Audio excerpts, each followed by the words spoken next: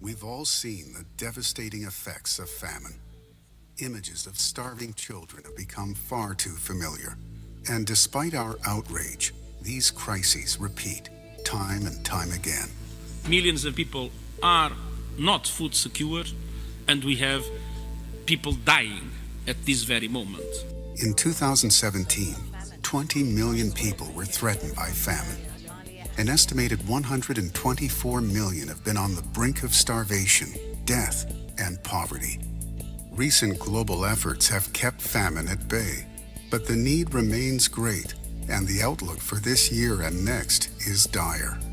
So why do these crises still happen? In this time of great advances in wealth and technology, what will it take to put an end to famine once and for all? The international community has come together to create the Famine Action Mechanism, or FAM. This global initiative, dedicated to ending famines in our lifetime, is like nothing we've seen before. To understand this better, let's talk about the complex reasons behind famine. Famines take place where people are very poor and affected by conflict and war. This makes people much more vulnerable and at risk of environmental shocks such as drought. Nothing about this is easy. Fighting famine requires strong partnerships. Humanitarian, development, peace brokers, non-government organizations, national governments, and the private sector all need to come together. This is where the Famine Action Mechanism comes in. Building on the work of existing famine early warning systems, FAM will partner with renowned experts and global companies to use innovative technologies such as artificial intelligence and machine learning, developed in partnership with Amazon Web Services, Google, Microsoft, and others, to give decision makers better and earlier famine warnings. Having data and technology at the forefront of crises prevention is both exciting and very promising. Identifying these areas faster means more and better options to prevent crises from becoming catastrophes.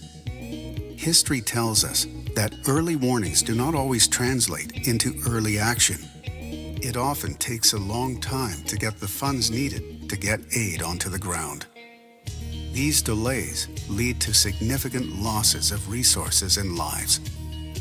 We can do better. FAM will link early warnings with pre-arranged financing. Once an early warning is triggered, funds begin to flow. Everyone responds faster and more effectively. But FAM isn't just about crisis response. It will also scale up investments to tackle the root causes of famine. And instead of a patchwork of efforts, FAM will provide a way to bring people and institutions together to better address the growing risks of famine. The Famine Action Mechanism provides a crucial bridge between the humanitarian and development communities to end one of the world's worst crises for good. We're taking much quicker, immediate action, not only to address the current crisis, but to build resilience for tomorrow. Before, we only had a way to respond. Now, we have a way to prevent. Join us to end famine now.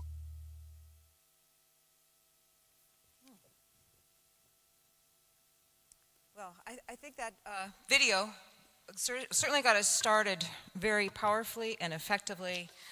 I'd like to start by welcoming you here. Thank you for joining to be part of this discussion, which is kicking off something that isn't just a good idea, isn't just something we hope will work. It is something that must work. Mitigating famine risk, that's what we're talking today. I think you could even say eliminating famine risk now and forever through the Famine Action Mechanism, which you're going to learn so much about. By the way, I'm Kathleen Hayes, and I just want to say how honored I am to be even the tiniest part of such an important event. A couple of housekeeping items, I should say. If you're following on Twitter, the hashtag, and let's all tweet, End Famine. Two of our panelists today are going to be speaking in French. So if you haven't picked up your interpretive device, you can get one at the table, raise your hand, maybe someone will come get it for you, but please, so you can understand everything, get that taken care of now. So, as we focus on international efforts to end famine in our lifetime, let's welcome to this stage two very special guests who really don't need an introduction, but I shall. United Nations Secretary General Antonio Guterres and President of the World Bank Group, Mr. Jim Kim, the two organizations working together on this famine action mechanism.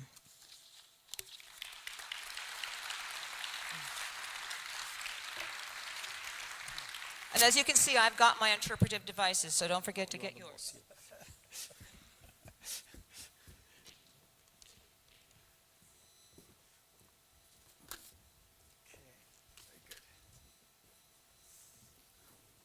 Am I in the right seat? Yes. Okay. I just wanted to make sure. All right, well, let's get started. We have a lot. Oh, I've got my. Can everybody hear me? Is my mic on? Yes, it is. Very good. I have a question for you, Dr. Kim, as we get started. First of all, personal question. How did you guys meet? You know, you must be like, BFFs now, best friends. So how did this relationship start? Well, I've told this story, but I love telling it, and I'll tell it again.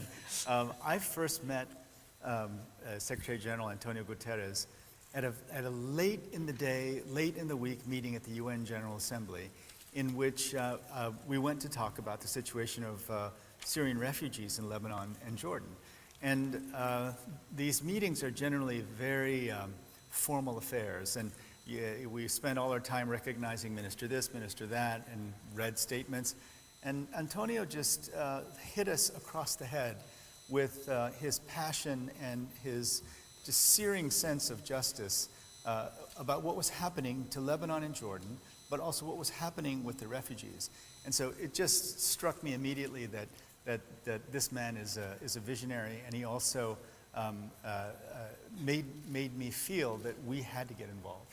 And so that was really the beginning of the World Bank and the UN working together very closely on operational issues. And what Antonio said was, we're mostly lawyers, but we find ourselves doing development work because these refugees are in these camps for 20, 30 years, and that Jordan and Lebanon are literally buckling under the weight of these refugees, and we're not paying attention. So that started it off, and then over the past 6 years, the relationship has just grown. So, and how interesting. May I say something on this? Go right ahead, Doctor. Because, we have been struggling for years and years with the so-called humanitarian development divide. Humanitarians would tend to be responding to humanitarian crises and whatever, but not really thinking about the future. And development agents would tend to come late when the humanitarian problem was solved. And this divide has been one of the reasons why I believe we as international community have not been effective in making sure that we are not able to respond to crises, but we are able to prevent them, and at the same time to establish resilience in relation to the future. And what I believe was crucial for this divide to be bridged was to bring the World Bank into a humanitarian development perspective, beyond what it is the core of the activities of the World Bank. And there, I think, Jim has been absolutely amazing, and one of the things I remember with, again, the Syrian refugees, the way you have convinced the board to have concessional funding to middle-income countries, Jordan and Lebanon, because they were under the shock of a humanitarian, dramatic situation. And now, I think the cooperation that we have established is one of the fundamental elements for the whole of the international community to bridge this gap between humanitarian and development. And the FAM is exactly that, Well, is to bring together these two aspects. And let me just interject. I don't know how just right this is, but the refugee problem is big. It's big around the world now. You've got refugee problem in Europe. You've got refugee problem in Latin America. So all the more timely for this to be. But Dr. Kim, back to you. The famine action mechanism, and you guys have been working together for a while, so what other initiatives, what else are you doing together to move this agenda forward? Well, there's so many other things. I mean, the pandemic emergency facility, we created literally an insurance mechanism protected by a cash window, and the financing goes directly to UN organizations, UNICEF, WHO, World Food Program. World Food Program moves drugs around, as needed. And again, this was all started with our original collaboration with UNHCR when Antonio was a leader. But then we saw that there's so many other things to do. And that's also the success with the Pandemic Emergency Facility, which really helped to stop the first Ebola outbreak in the Democratic Republic of the Congo. We just said, well, why don't we do the same thing for famine? Because it's not well coordinated. They're not immediately dispersing sources of funds. We're not going upstream far enough. And so that success has led to us developing this famine action mechanism. So, Secretary General, I wonder if part of the reason that this happens is because we think of famine as an emergency. So we're not ready. Oh my God, it's the last, right? There's other things you can kind of prepare for. But maybe that's part of that delayed response. What do we do? Who does it? But what seems very powerful to me about this initiative is you're involving tools, new tools, technology. I'm not a tech person, but in terms of how this came together and where it's going, how important is that? That's absolutely crucial, because one central aspect is early warning and then early action linked to early warning. But for early warning, data is essential. And the problem of having the capacity to bring together all the data available and detect what is relevant in that data, because if not we are submerged by data, is absolutely crucial. And the role of these the companies that are in the front line of the digital economy is essential. But allow me to say something about this initiative. This initiative goes to the center of one of the paradoxes of the present situation. We are witnessing growth in the world. We are witnessing even a reduction in absolute poverty. But hunger has been on the rise in recent times. Last year, the highest number in relation to the past years, 820 million people. So hunger, which is a step to famine, there are these technical distinctions that sometimes are, but hunger is there and it is growing. And there is a linkage with conflict, and there is a link with climate change, there is a linkage with many other things. And we need to have much more effective tools to detect things before they become a reality. We did last year, as you know, a response, preventive response to the possibility of famine in 4 countries, South Sudan, Somalia, the northeast Nigeria, South Sudan, Somalia, and Yemen. And the World Bank was extremely supportive in that effort. But we need to have a systematic capacity to detect where famine can occur, to prevent it, and then to be able to create conditions of resilience in societies to make sure that we are able not only to respond to crises, but to make sure that those crises will not occur. Dr. Kim, so I think you mentioned this on the way into this conversation, or someone did, that you think of it as a humanitarian problem, but actually it seems to me this is a new approach. You want to bring structure, you want to bring organization. So is that partly what the World Bank, which has a vast structure, vast global organization, is bringing to this? Well, it's not so much that we bring the structure, but we can bring often financing. And so we spend $3 billion a year on food insecurity. And so the commitment we're making is once we get this information together, can we just show the slide? Is the slide available? Right? So is this a slide you have to explain to a non-tech, non-nerds Take a quick look at me? this, all right? So excess deaths start in 2010. This is the last famine. Okay. But the money doesn't flow until the deaths go up, right? So the red line is the deaths. And so what if we had intervened back here early in this slide? And that's the whole point. If you intervene early, you can save costs about 30%, but that's not the point. The point is that during a famine, children on average lose 2 centimeters of their height, meaning not only are they hungry, but their brains aren't developing. And so, and not to be too clinical about it, but they also lose a lot of income, future income. So we just launched our Human Capital Initiative, where we are committed to ensuring that every child has an opportunity. Children who grow up through these kinds of famines are not going to be able to compete in the digital economy, that's for sure. And so if we can show the other slide, this is a very nerdy slide, but what's the difference? Okay, so right now, we collect data every 6 months.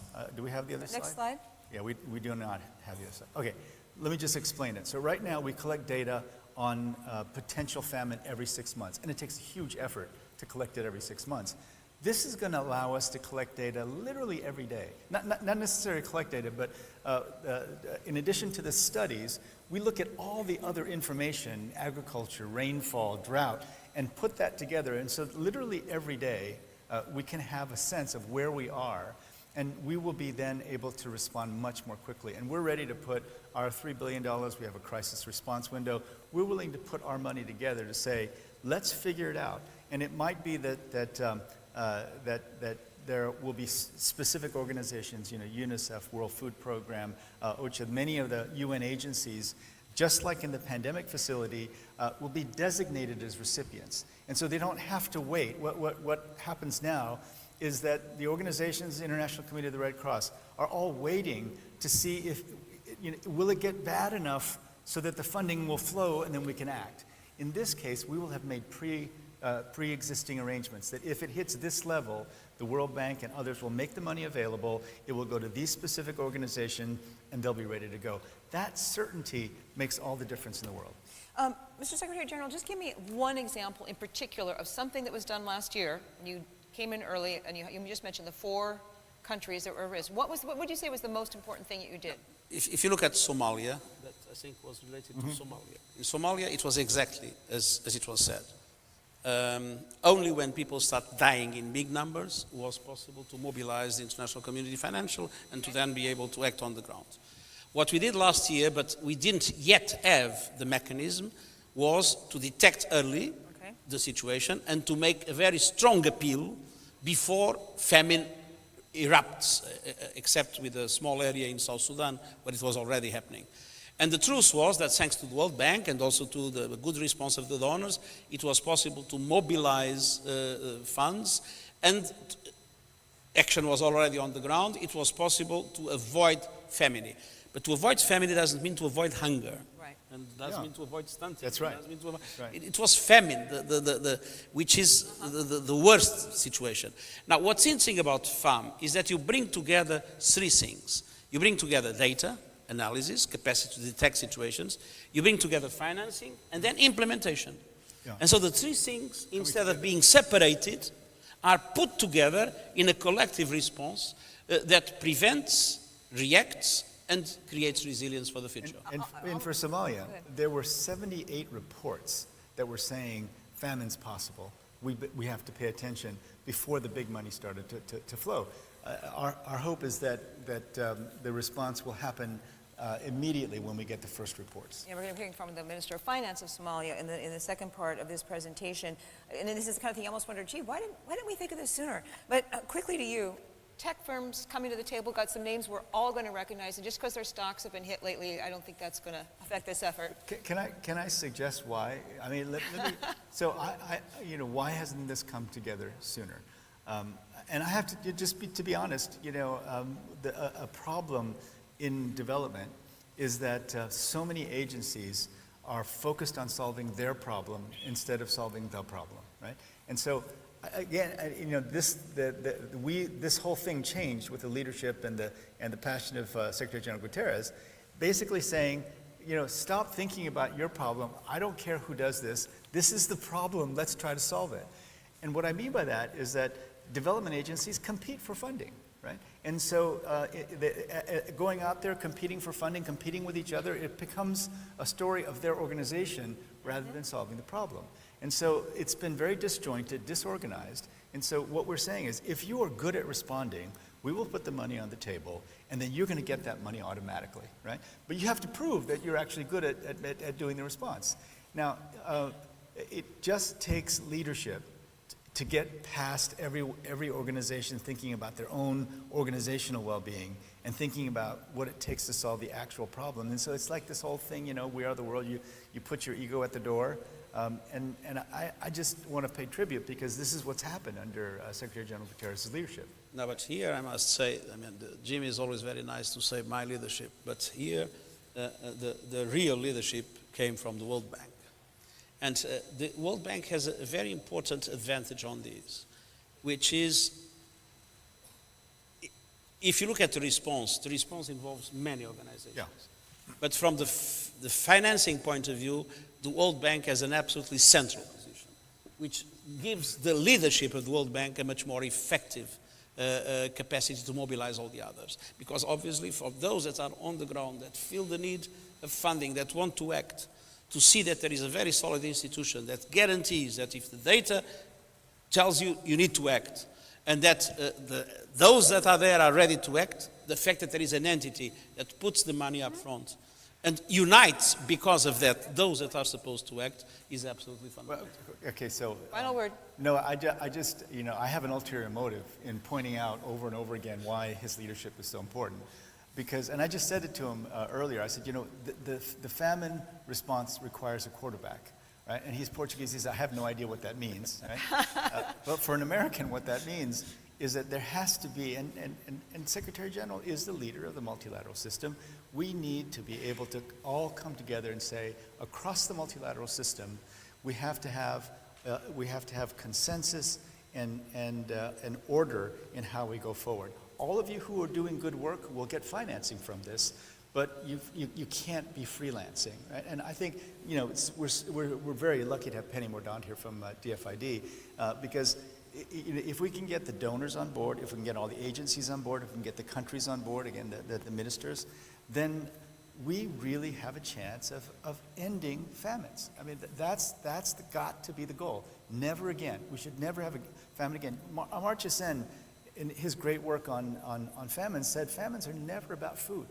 It's never about food. It's about lack of political will. It's about political conflict. It's about things other than food. We have enough food to be able to stop any famine. Well, if Secretary General's a quarterback, I guess you're going to be the wide receiver or something? Or you're going to be the line? we're the water boys. Coach. We're the water boys. Okay, all right. Come in and make sure everyone's got water and is going forward. The players are the UN agencies. All right. Well, I think you've got a pretty good team shaping up here. So thank you, gentlemen. Thank you very so much. Let's give them a nice round of applause as we welcome our panel to the stage to really put some specific ideas and experiences on this very important discussion, which they have clearly laid out for us. And don't you love it when people meet in life and become friends and helps lead to things like this? So I'm going to be introducing them now. Ms. Penny Mordaunt was just mentioned. She's Secretary of State for International Development in the United Kingdom. Mr. Abdirahman, I should say, Bailey. He's the Minister of Finance I just mentioned from Somalia. Mohammed Kayomi, he's the Acting Minister of Finance in Afghanistan. Mr. Issa Dubrai, he's the Minister of Economy, Planning and Development in Chad. And Ms. Ashatu Boulama Kane, she's the Minister of Planning in Niger. And people, I think we've all got, well, I think we, yeah, good. I think they're helping us know where we're supposed to sit. Meanwhile, I'm going to put on my headphones. They're quite fancy. Now I finally see I got the left ear there. That helps. And instead, I think now I realize what you're supposed to do. I was putting them over you're supposed to put them on your head like this or like this? Is it like this, down underneath? Oh. Can you hear us? Oh, good. Okay. What? There's an ear shell? You just hook it over your ears. Oh. Can you hear me? Can you hear me? I want to start with some questions for you, and I want to make sure that I get to just what I was going to be. Okay.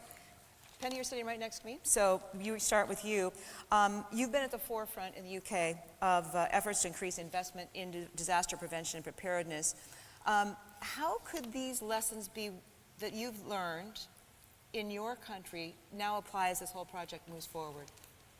Well, thank you. I mean, I think one of the key lessons is that we need to stop treating disasters as though they're entirely unpredictable. Investing early is absolutely critical. We can speed up the speed of response dramatically, sometimes by as much as 2 weeks. And we know that every pound that we invest in preparedness and pre-positioning money will save us £2 in aid later on. And it's been my privilege to see this in action. I mean, the way different organizations have come together, shared data, focused on this in Somalia is really impressive. And I think it's really demonstrated also back to the sector as to why it is in their interest to do this. It's highly motivational for humanitarian workers to actually see them being able to get ahead of the problem, prevent immense human misery, save lives, and I think that they find quite often the frameworks and the competition that's set up frustrating to work in. So I think where we've had those successes, we need to learn from them. We are a huge supporter of the new crisis platform and the GRIF as well, and we just have to make sure that we're monitoring, we're gathering the data, we're predicting. We can do that much better now. And also, as Jim said, it saves about a third of our bills as well. So we very much want to encourage others to do this and to also support the culture change that's needed in the sector to do more of it. And I'm listening to every word she says. What I'm really trying to do is get a beat on my clock, because we're really going to try to limit everybody to about 3 minutes per question, because we want to cover as much ground as we can. Minister Bailey, who it's so pleasure to meet you today. So you can continue this conversation with a question about Somalia, this pivotal role played in last year, 2017, how that occurred and what the lessons learned are. Thank you very much for the question. I am very pleased to be here and to be part of a very serious discussion about famine. Of course, I'm from Somalia, and Jim Kim and Antonio Guterres, and everybody talks about Somalia and the famine. Somalia has been associated with famine for many, many years. In fact, every few years there is a famine. There is a drought every 4 years, and 1 year every 4 years there is also floods. And so ever since I remember, there was always famine. And I don't think there is any Somali who cannot tell you that one of their family members have been affected by famine, died from famine. And so it's something that we are very familiar with. But we are very pleased that everybody now, collective effort is taking place. I am very pleased that there is the farm program. I think it's a very, very useful program. I have read it very thoroughly. The 3 items, the data collection and financing and implementation, and all the 3 of them are very, very important. I would say that Somalia is the only country, I think for the last few years, maybe 10 years or more, that drought led to famine. Drought led to famine. There is drought, there is hunger everywhere, in many places. But Somalia remains to be the country with the highest probability that drought will lead to famine. A case in point was, of course, 2011. 7 countries in the Horn of Africa were severely affected by drought, and the red dot where the famine was in the center of Somalia. And so really, and this is all exacerbated by, of course, the conflict and the problems that we had for many years. So I'm very thankful that these programs are coming in. Now, I'd like to advise that while these are very important, I think every country has its own unique peculiarities that needs to be addressed. Now, the famine in Somalia affects people with livestock. So your data analysis, I advise 2 things. 1, listen to the people who are there on the ground. Even if they are uneducated, they know that famine is coming, and they will tell you. There is a Somali saying that says, I know what this sky will do because I have been there all my life. And my dad told me, and every dad told me. So they know, and that's how they manage their livestock. They know it's going to rain next year, today. And next year, they will tell you something.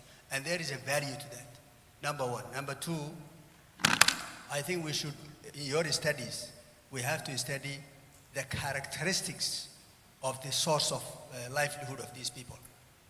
Livestock being one. And therefore, I suggest to Secretary Guterres and your leadership, WFP, I think we have to develop a window for livestock feeding. A window for livestock feeding, because it is the beginning of famine. It starts with livestock. We are all running around when all the livestock is gone. And people are queuing, going to places, to refugee camps, congregating. That's when we all start with humanity. But before that, if we can have that window for livestock, if we can save the livestock, I can assure you we can save a lot of money and a lot of life. Mr. Vink, I want to stop you right there because I think you made a powerful point, and I don't want you to move on because your point just sits well in his ears. Minister Kane, how is your government managing the risk of food insecurity in Niger, and how do you expect the FAM and this UN World Bank partnership to help you? Are you tested? Speak, let's see how it is. Yeah, good. Thank you. Allow me first and foremost to welcome this initiative, which we believe contains two major actions. The first one is prevention. The second being taking care of famine within a partnership, active partnership, which is global in nature. Niger, my country, is very pleased with this initiative, which comes to confirm our action for the prevention and management of crisis. Given the recurrence of food crisis, Niger has implemented since the 80s a prevention and management of crisis that was strengthened in 2011 by what we call the 3N initiatives. Nigerians feed Nigerians, which means specifically that in Niger, drought should no longer be a synonym for famine. Our mechanism includes a number of elements, a number of cells. The one which is an early warning system within which and it's a system that we're trying to constantly improve. We have a climate prevention and weather projection system. We also have a food system. We have a humanitarian coordination cell to react to crisis, and we have a social safety net cell for the protection of population. So a better taking into account of the effects of catastrophes of any sort. Each year, following this evaluation that I describe and the identifications of those areas that suffer lacks and gaps in the area of food, we have an coordination mechanism, and Niger has this mechanism of $400 million to ensure the safety of 2 million people. We have used so far $141 million, so we have over $200 million to mobilize in order to deal with to help the people within this contingency plan. The goal is to increase the resiliency of population, be they farmers or people who live with husbandry, animal husbandry. This development program is to help in the case of crisis and manage those crises. Allow me to take advantage of my intervention to say how much the United Nations are paying attention to the way in which we manage the situation. Minister Kane, Madame le Ministre. That's a good point, to thank them, and we'll let next one of our other panelists get into the conversation. Let's go to you, Minister Koyami. Thank you. The main drivers of extreme food insecurity in Afghanistan, what are they? What are the main things we're going to address them? Okay. Well, thank you. First of all, I think we have to remember that traditionally famine used to happen every 20, 30 years, but now it's happening every so many years. So the frequency is really increasing, which addresses that we have to look at this one as a systemic issue that with frequency and severity increasing. I think in Afghanistan, being an arid country, food security is directly connected to the amount of irrigation available, and as part of it in Afghanistan, with the civil war and the Soviet invasion, basically, even today, the amount of land that is arable right now is about 80% of what it was in 1978. So that's one of the issue about connecting all of the different entities that provide the irrigation system. And the other part is, as President Kim mentioned, everybody's working on solving their own problem rather than the problem as a whole. So we have different entities who are working on different pieces of the problem, like our Ministry of Energy and Water, Ministry of Agriculture, Ministry of Rural Development, and National Protection Agency, rather than looking at it as a systemic issue. And the other problem is that I think many of the international agencies, the way they have worked, it has been very similar. They have been looking at reacting to the issues rather than mitigation measures.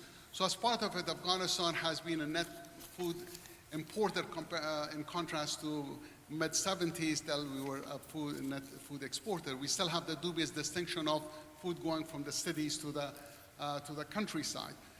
The other part is in the last 30 years, our weather has increased, our average temperature has increased by 1.5 degrees Celsius in the southern part, about 2.2 degrees, which means that in the next 30 years, we could have another increase. So all of this one has impact on the same areas that were, let's say this year it was impacted by drought. They're also being impacted by floods. So what we need to really look at is the connection of these factors together. Yesterday, the World Bank had a major session on digital technologies. So I really see that connecting that initiative to this initiative, where the use of big data, the use of Internet of Things, AI, machine learning, all of these ones can immediately help us in prevention and really, so using all of these tools as weapons of famine prevention would really be very helpful, and it really be the solution on how we can really move forward. But also looking at, especially in arid areas like ours, like for instance Afghanistan being the upper riparian for 5 of its neighbors, how we look at these aspects as a regional issue, not only within a national border. All right. Now to you, Minister Nubrai.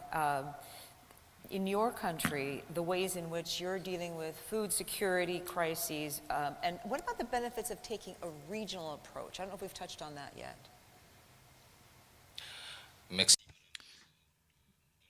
Thank you for giving me the floor. I have 3 minutes. This is very precious, and I would like to first thank those who were kind enough to give us the opportunity to speak about famine in Africa and throughout the world. I would also like to give my sincere condolences to this welcoming country, to our host Indonesia, in spite of those disasters. And this is quite the same as what we have in those beautiful countries, resilient countries.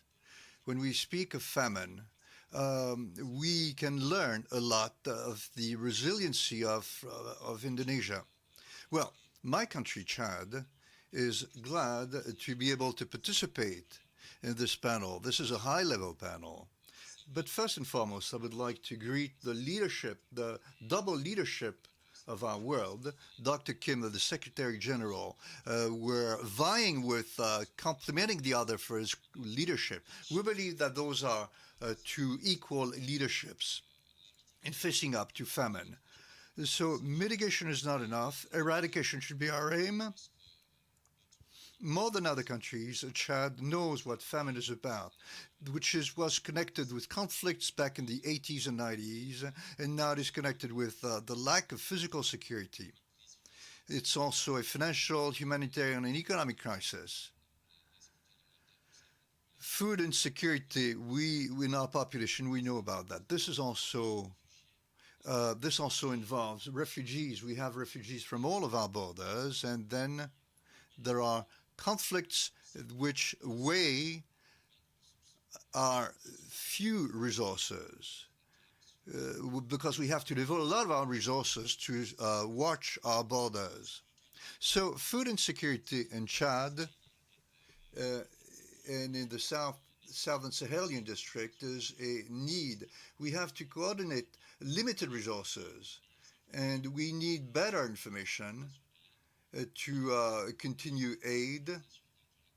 We need to synchronize the collection information resources to fight famine. And also we need leadership to connect these three components. And it is the very first time that we see this, and we hope this beautiful initiative will enable all of all those countries, and Chad in particular, to better be able to control food insecurity, not just by distributing food, but also by securing livelihood. We need to secure livelihood, as was said, and we need to protect production assets because this is the best way for communities to face up to a famine before outside help.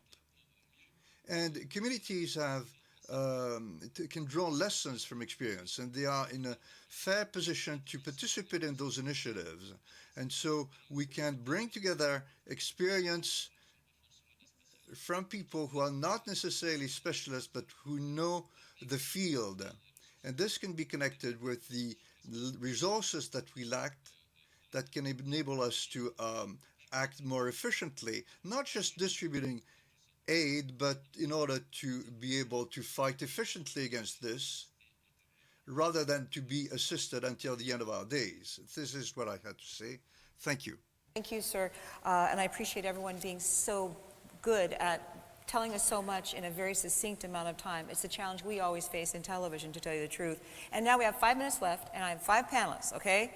So really and truly, 1 minute, I'm going to put out the same question to everybody, and I'm not going to say all the practical steps that we should take to reduce food insecurity and keep this FAM agenda high. The most important thing we can do, okay? 1 minute. Penny Mordaunt, I'm going to let you kick it off again. All right, I'll do my best. So first of all, we need to make better use of data and technology. One of the perhaps unintended but upside consequences of some of these initiatives like cash transfers, livestock insurance, is that we actually gather great data because it's local communities identifying vulnerable people, vulnerable households. Secondly, we need to take the lessons of FAM, less reactive, more proactive to the wider system. We need also to tackle the root causes of hunger and poverty. We need to do more work on livelihoods. We need to do more work to prevent conflict and to build peace. And finally, we need strong political leadership. The UK was one of the supporters of the UN Security Council Resolution 2417, condemning the starvation of civilians as a method of warfare. So strong political leadership as well. And we know where this works in Somalia, elsewhere. Okay. So let's do it elsewhere. She said Somalia. I got to go next to Somalia. Minister Bailey. Thank you very much. I think that ending famine is a collective effort. I think it's an effort that needs the collaboration of everybody. So we welcome everybody coming in, and I think we are there because of the international community. First suggestion will be that we continue that. Second suggestion is that Somalia is now in austerity program. We are ending violence. We are ending fighting inside the country. We are establishing a government that's responsible. We are working under the UN, under the IMF staff monitoring program. And at the end of the day, we have to be able to access resources so we can invest in areas where livelihoods are very important. Agriculture, water resources, we have to be able to do that. So at the end of the SMB program that we are in, I hope that the international community will allow us to get rid of the debt overhang so that we can get access to the IFI resources, concessionary resources, so we can invest in areas that are very important. Thank you. Oh, very well. Minister Kane. Thank you so much. I believe that the FAM should emphasize a better targeting in terms of coordinating and improving prediction and analysis of climatic data. We need to be able to better prevent those crises. That's my first point. Second recommendation. We want to effectively mobilize financing in order to address the real issues, which are development issues, but also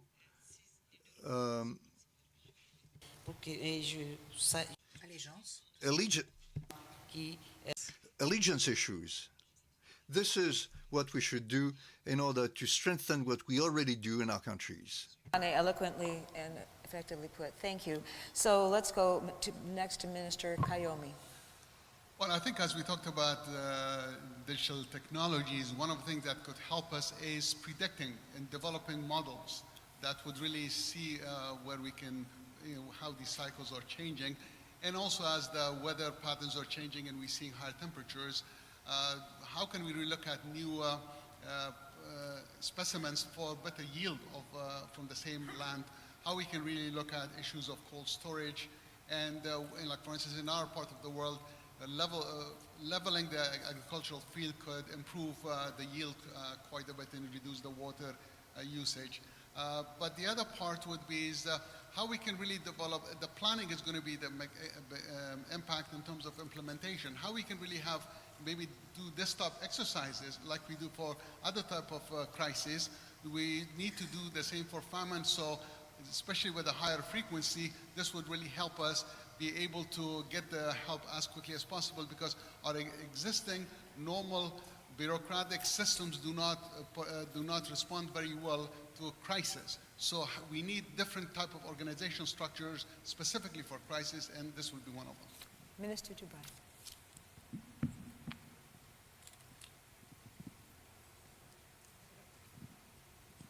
I think it's on. Ok. Here you go. Merci. Pour le Tchad, je voulais dire simplement que l'initiative. As regards Chad, this initiative should be more concrete. We should stay away from red tape, as was said. Once you have the data, you have the financing. We need concrete responses so that people can speed up development. Famine spells a failure of development, so you need an effective response in terms of development. Resources should be geared in a massive way in terms of securing livelihood and production means to enable people to develop responses to step up. And we need to teach people to better use connectivity and data in order to predict when famines are on us, so that they can be alerted and to so they be able to tell us what they need. We should give the proper information in the field so that resource can be brought quickly to the field rather than to administrations. We want those means to be provided in terms of effective aid rather than logistics or others. We don't want that to be taken over by agencies for their own purposes. They have a job to achieve. Thank you all. I think, isn't it interesting when there's that need to get a message across clearly and directly. You all did so well, and I want to thank you. I really, as I said, I feel honored to be part of this discussion today, and I look forward to sometime in the future where this group reassembles and we can hear not about what we hope gets done, but what is being done, and the changes are being made through all of your efforts and the UN and the World Bank. And so I thank you all for joining us today, and I hope everyone has the rest of the day go very well. Thank you.